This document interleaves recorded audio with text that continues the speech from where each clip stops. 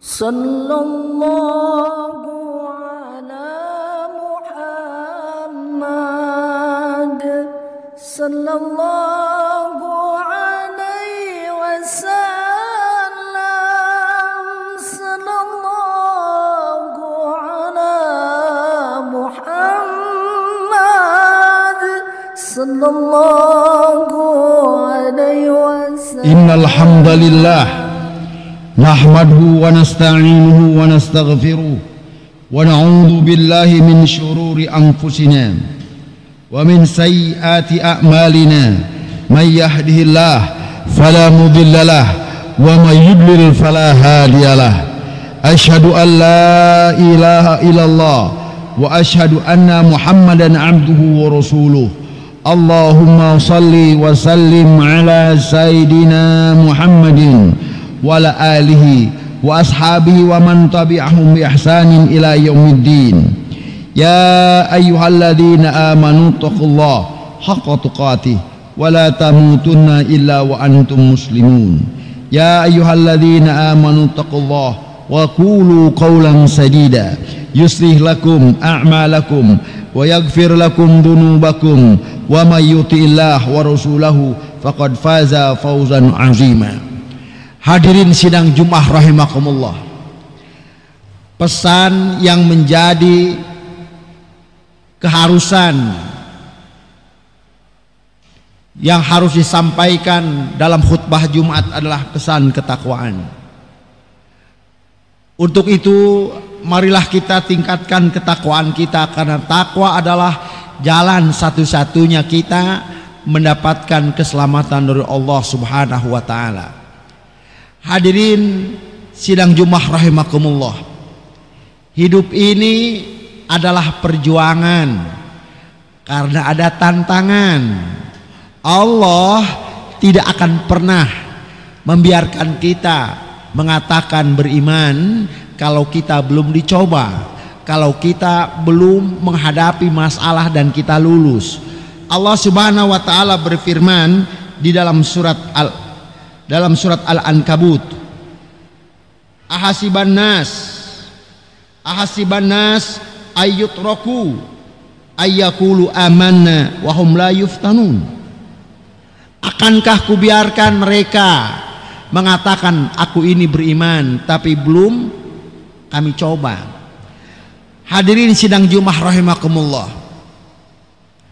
masalah problematika hidup itu tidak berdiri sendiri. Kesulitan tidak berdiri sendiri. Dia punya sejoli, yaitu kemudahan. Permasalahannya, bagaimana ketika masalah problematika menerjang hidup kita, kemudahan itu datang menjelang. Allah Subhanahu wa taala berfirman di dalam hadits qudsi, ta'arraf ilallahi firraha yajidka fi syiddah. Dekatlah engkau kepada Allah, berdekatanlah engkau kepada Allah ketika engkau sedang jaya, ketika engkau sedang bahagia, ketika engkau sedang senang, ketika engkau sedang banyak uang. Dekat dengan Allah, yajidka fi syiddah. Ketika kita menghadapi problematika hidup yang sangat keras, maka Allah sendiri akan datang menemui kita. Ini yang pertama. Yang nomor kedua, tema khutbah Jumat kita adalah bagaimana solusi Al-Quran ketika kita menghadapi problematika hidup. Seorang mukmin sejati ketika datang permasalahan, dia akan mengatakan hayya 'alal falah, selamat datang kemenangan. Seorang muslim sejati ketika melihat tantangan masalah, dia akan mengatakan ini peluang aku untuk menjadi pemenang. Sedangkan pecundang ketika menghadapi masalah, itu alasan dia untuk mundur ke belakang. Allah berfirman, wala tahinu wala tahzanu wa antumul a'launa in kuntum mu'minin. Jangan minder, jangan underestimate, jangan sedih. Wa antumul a'laun.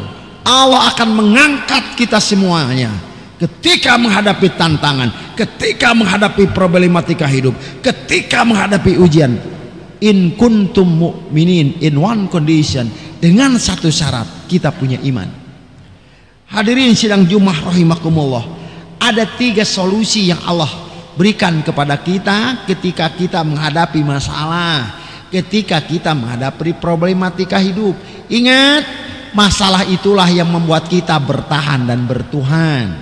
Masalah itu yang membuat kita bertahan dan bertauhid. Jangan lari dari masalah. Kalau kita lari dari masalah, maka kita lari dari kasih sayang Allah. Bukankah Allah sudah berfirman bahwa ketika seorang yang beriman menghadapi masalah, dia menjalankan baik, ujung-ujungnya adalah kasih sayang Allah. Ulaika alaihim salawatum mir rabbihim wa rahmah. Ujung daripada kita menyelesaikan masalah, menghadapi ujian, itu adalah 2, mendapatkan ampunan dan mendapatkan kasih sayang Allah. Artinya apa? Sesulit apapun permasalahan itu kita hadapi, dan ujungnya adalah ampunan dari Allah dan kasih sayang. Mari kita lihat bagaimana solusi Al-Quran ketika kita menghadapi problematika hidup. Allah Subhanahu wa taala berfirman di dalam surat Al-Hijr ayat 97 dan 99. Di sini Allah berfirman, walaqad na'lamu annaka yadhiqu sadruk bima yaqulun. Sungguh kami mengetahui, wahai Muhammad, kata Allah, bahwa dadamu sempit dengan cercaan, dengan hinaan, dengan bulian orang-orang kafir kepadamu. Artinya apa? Ini masalah, ini problematika hidup yang menjadikan kita ini sempit dada kita, yang menjadikan hidup kita ini terhimpit. Kenapa? Karena banyak orang yang mencaci maki, banyak orang yang membuli. Ada hal-hal dalam hidup kita yang datang ke dalam hidup kita yang menyebabkan hati ini terhimpit. Lantas bagaimana solusi Al-Quran ketika kita menghadapi masalah seperti ini? 1, ketika masalah datang, Al-Quran, solusi Al-Quran yang pertama, fasabbih bihamdi rabbik. Masalah datang, problematika datang, sambut dengan fasabbih bihamdi rabbik. Banyak-banyak kita bertasbih dan memuji Allah. Kenapa demikian? Ketika masalah datang yang kita besarkan Allah, maka masalah itu akan kecil.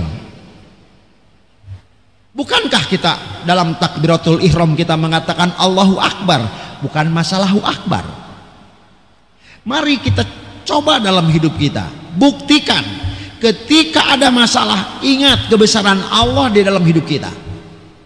Ketika kita sakit kaki, maka katakan, ya Allah, mata ini masih bisa melihat. Ya Allah, telinga ini masih bisa mendengar. Kedua tangan ini masih bisa bergerak. Begitu dan begitu kita harus merecall, kita harus menyebut kehebatan, kemahadahsyatan nikmat Allah dalam hidup kita. Maka masalah itu yang kita hadapi semakin hari semakin kecil. Kenapa? Kita fokus kepada karunia Allah. Bukankah Allah berfirman, la in syakartum la azidannakum wa la in kafartum inna adzabi lasyadid. Kalau kita bersyukur, Allah lipat gandakan kenikmatannya. Ini hebat ayat Al-Quran ini. Ketika kita bersyukur memakai kata kerja, dan Allah pun memakai kata kerja. La in syakartum, kata kerja simple past, masa lalu. Dan Allah memakai kata kerja simple present, present continuous. Apa? La azidannakum, niscaya benar-benar aku tambah. Tetapi kalau kita kufur, ketika manusia kufur, Allah hanya memakai kalimat berita. Walain kafartum inna azabi lasyadid. Allah tidak mempergunakan kata kerja, tapi kalimat berita. Artinya apa? Jangan heran ketika orang itu nggak mau sholat. Jangan heran ketika orang itu nggak mau zakat. Jangan heran ketika orang itu maksiat. Hidupnya tenang-tenang saja. Jangan heran mereka dari jauh dari Allah nampak hidupnya itu gemilang, tapi ujungnya adalah penderitaan. Falamma nasu ma dzukiru bihi fatahna alaihim abwaaba kulli syai. Ketika mereka melupakan perintah Allah, apa kata Allah? Akan kubuka pintu-pintu kesuksesan, akan kubuka pintu-pintu keberhasilan, akan kubuka pintu-pintu kegemilangan hidup. Hatta idza farihu, dan dia berkata, nih aku tidak sholat, nih aku tidak zakat, nih aku tidak puasa, tapi hidupku gemilang, bisnisku lancar. Di sini Allah akan mengazab dia secara tiba-tiba. Hati-hati hadirin, ketika kita jauh dari Allah, hidup kita tenang, bisnis kita lancar, hati-hati. Jangan-jangan di situ pintu masuk. Pintu masuk Allah akan mencoba kita. Allah a'udzubillah mengajab kita. Hati-hati. Ini yang pertama. Datang musibah, datang problematika hidup, pertama besarkan nama Allah. Fasabbih bihamdi rabbik. Yang nomor kedua, solusi Al-Qur'an ketika masalah datang, problematika hidup datang, wakun minas sajidin. Banyak-banyak kita bersujud. Ada dua sujud, sujud di dalam sholat dan sujud di luar sholat. Apa sujud di luar sholat? Sujudkan ego kita, sujudkan emosi kita, sujudkan gengsi kita, sujudkan prestis kita ketika kita menghadapi masalah. Jangan besar-besarkan gengsi kita ketika kita menghadapi masalah, bakal rudet. Sujudkan, wasjud waqtarib. Sujud, engkau akan dekat dengan Allah. Yang terakhir adalah Allah Subhanahu wa taala, wa'bud rabbaka hatta ya'tiyakal yakin. Masalah datang, problematika hidup datang, maksimalkan kualitas ibadah kita.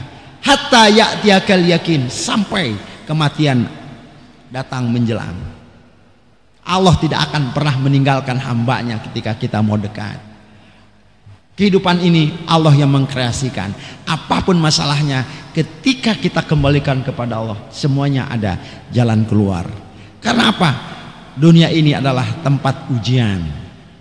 Dunia ini darul imtihan. Dunia ini adalah tempatnya ujian.